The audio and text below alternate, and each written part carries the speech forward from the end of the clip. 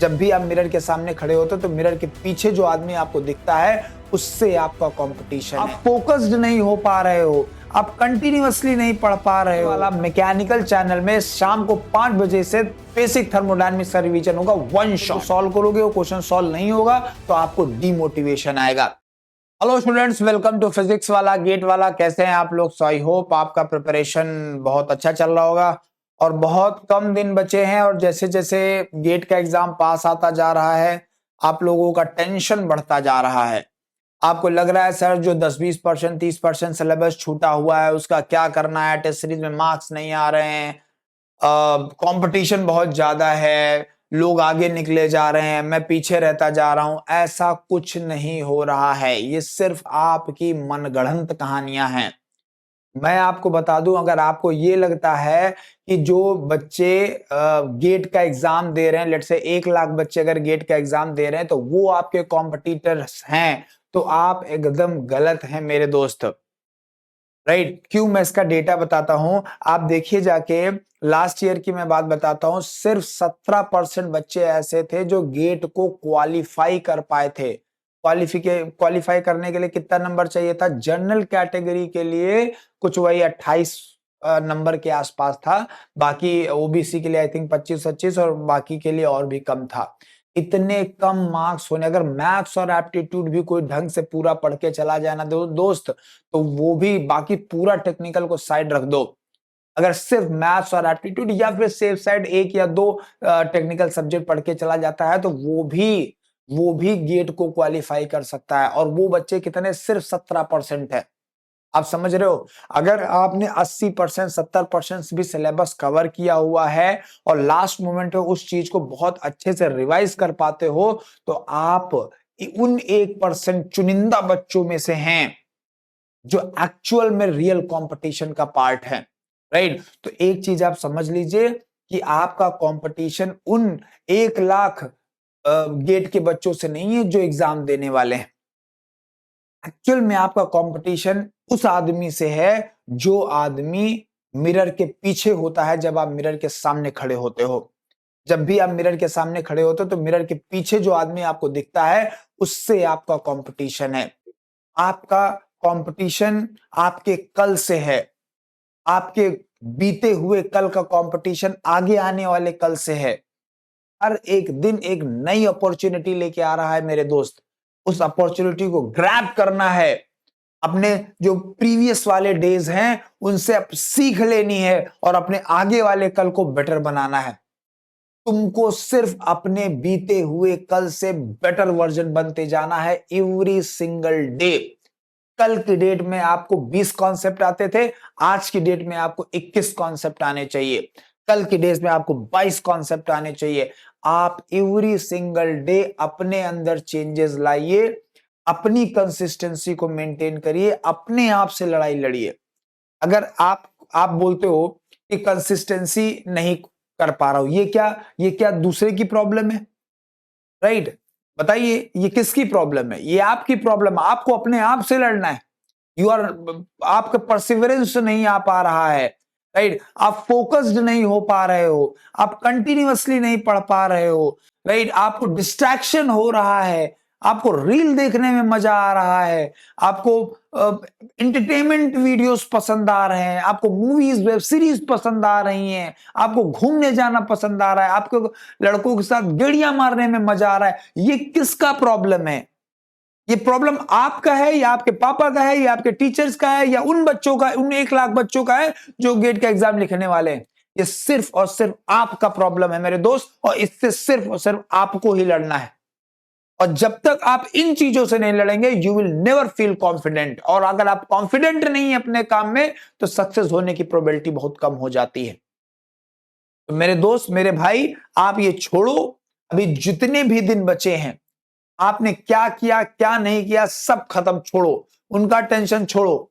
अब फोकस करो कि भैया अब मुझे जितने भी दिन बचे हुए हैं उन दिनों में अपना बेस्ट करना है, नया कुछ नहीं पढ़ना है, सिर्फ और सिर्फ जितना मैंने प्रीवियस में पढ़ा है उसको अच्छे से रिकॉल करूंगा, अच्छे से कलेक्ट करूंगा और उसमें जितने क्वेश्चन पूछे जाएंगे उसमें मैं फुल मार्क्स लाने की कोशिश करूंगा। So this is my the very first advice for you, कि रिवीजन पे फोकस करना है और रिवीजन आपका फास्ट होना चाहिए और फास्ट रिवीजन के लिए गेट वाला मैं खुद आपकी हेल्प करने वाला हूं।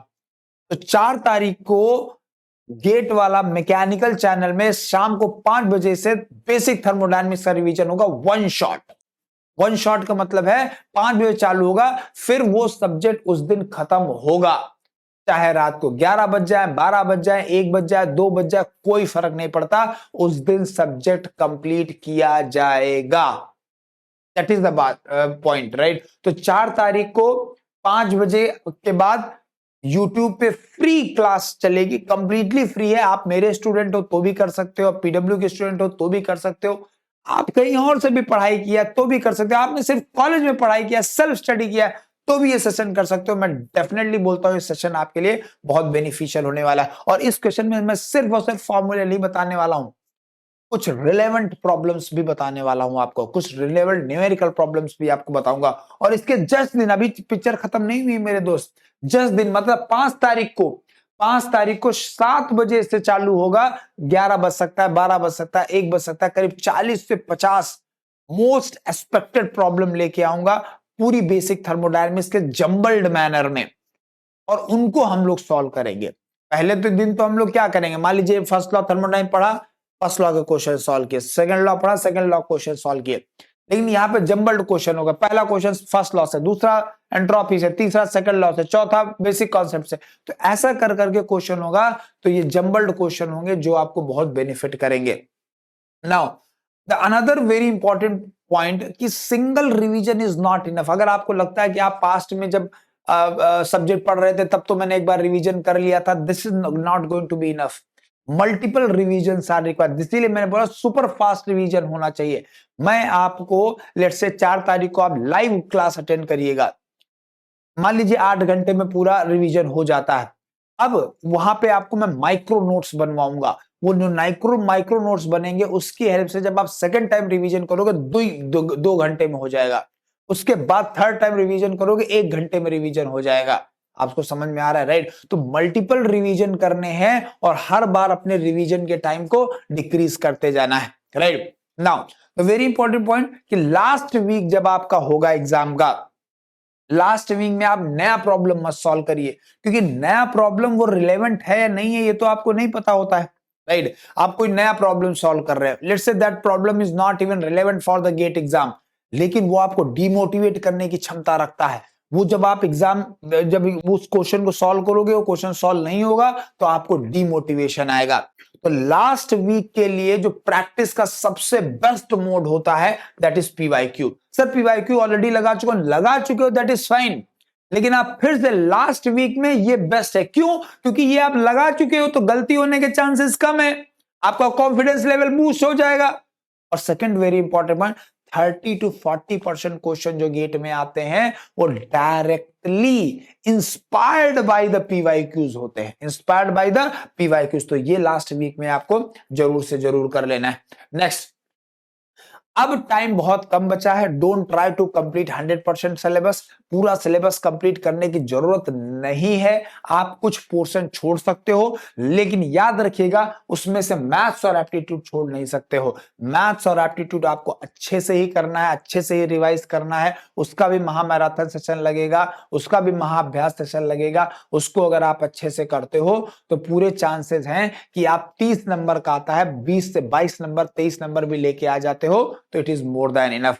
तो क्योंकि 100 नंबर का ट्राई करने की जरूरत नहीं है, क्योंकि 100 नंबर लाके आप मार्च में नौकरी करने नहीं जाओगे, समझ में आया? काम आपको BHEL, IOCL, NTPC में ही करना है, राइट। नाउ अब सबसे इंपॉर्टेंट पॉइंट, अब आपको ऐसी चीजें अवॉइड करना है पढ़ने में जो बहुत ज्यादा टाइम टेकिंग है, शॉर्टर टाइम में कंप्लीट नहीं की जा सकती। जैसे मान लीजिए आपने कभी कंप्रेसिबल फ्लूइड फ्लो पढ़ा था, आधा अधूरा पढ़ा था। अब कंप्रेसिबल फ्लूइड फ्लो से पहली चीज तो क्वेश्चन आने के चांसेस कम है, और आएगा भी तो 1 या 2 नंबर का क्वेश्चन आएगा।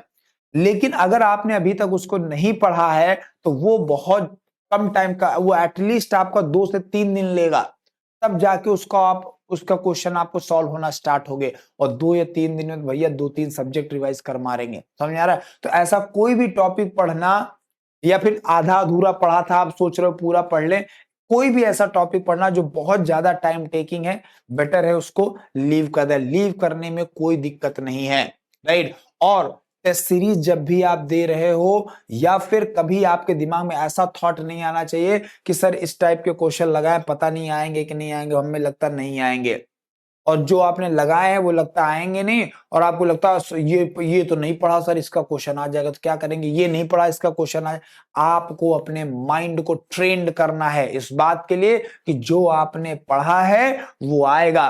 भगवान आपके साथ में है, इस बात के लिए आपको अपने आप को ट्रेंड करना पड़ेगा, ठीक है, और अपने कॉन्फिडेंस लेवल को पूरी तरीके से मेंटेन रखना पड़ेगा, ठीक है। बाकी जो भी मैराथन सेशन होने वाला है, जो भी महाअभ्यास सेशन होने वाला है, महा रिवीजन सेशन होने वाला है, इन सब के लिंक आपको इस पर्टिकुलर चैनल में मिल जाएंगे, शिवम सर फिजिक्स वाला। इसके अलावा आपको कोई भी दिक्कत होती है, कोई भी प्रॉब्लम आती है तो आप डेफिनेटली मुझसे शेयर कर सकते हो।